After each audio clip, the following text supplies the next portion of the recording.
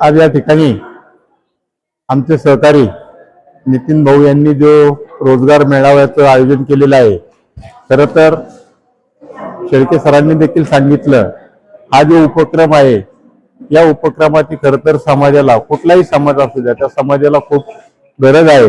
आणि कुठलेही बेरोजगार युवक असेल, युवती असेल, यांना खरं तर आज रोजगाराची अपेक्षा प्रत्येकालाच असते। आणि नितीन भाऊंच्या या आयोजनाच्या माध्यमातून त्यांचे ते स्वप्न पूर्ण होईल असं मी त्यांना आश्वासित करतो।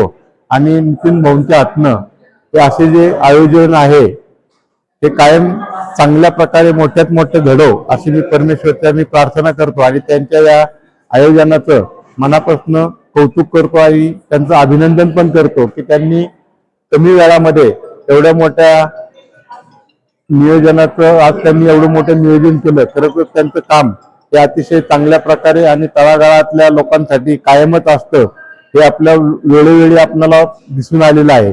तरी त्यांच्या या कार्याला खरंच तुम्हा आम्हा सर्वांचीच शुभेच्छा तर आहेत, परंतु त्यांच्या हातनं इथून पुढच्या काळामध्ये अजून चांगली कामे व्हावीत आणि युवक आणि युवतींसाठी तसंच महिलांसाठी त्यांच्या हातनं खूप चांगली कामं व्हावीत अशी मी त्यांना शुभेच्छा देतो आणि थांबतो।